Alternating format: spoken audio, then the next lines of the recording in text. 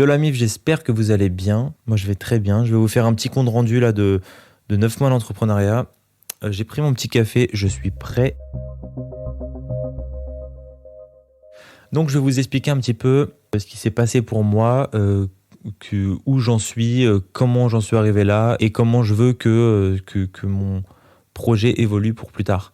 Du coup j'ai commencé, j'ai dit 9 mois au hasard mais je pense que c'était en novembre je crois à peu près. J'ai vraiment quitté mon ancien taf à Rungis dans l'entreprise familiale. Et à partir de là, je me suis lancé à plein temps dans ce projet. À la base, je voulais être producteur de films, de documentaires, d'animations et plein d'autres choses.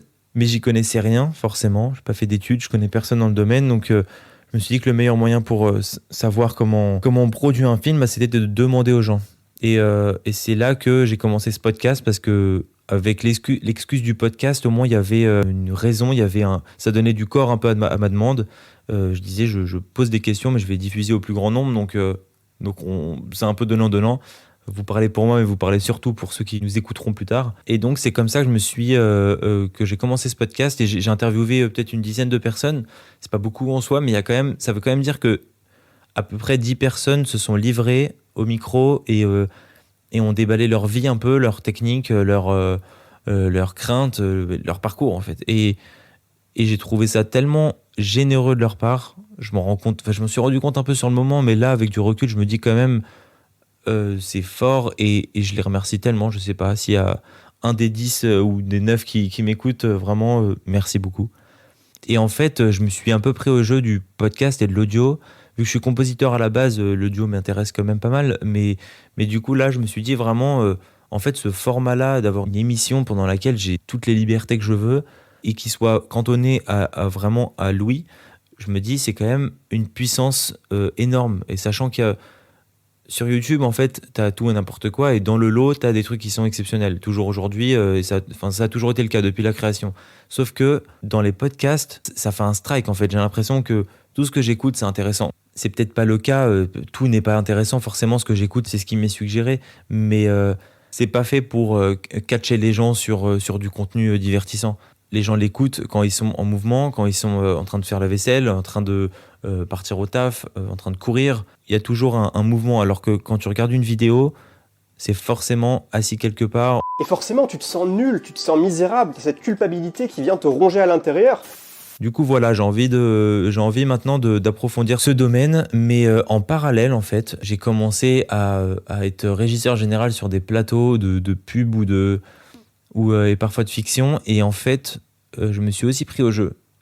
Et là, je me suis dit, bon, il y a une opportunité à saisir, donc pourquoi pas la saisir? Sauf que j'étais quand même bien plus nourri et passionné par le format audio et le podcast. Je suis un gros consommateur de podcasts.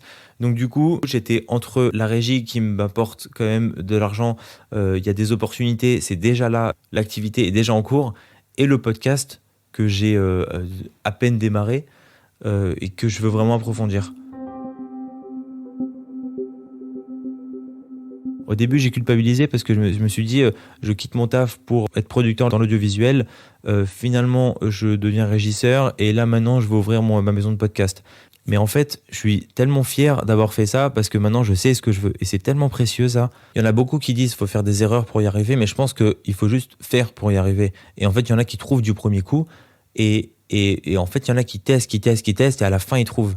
Mais je suis quand même très content d'avoir été en mouvement et de m'être engagé sur ce parcours parce qu'au moins, ça m'a permis, comme j'ai dit, de savoir ce que je veux et ça n'a pas de prix. Mais du coup, qu'est-ce que je veux concrètement ?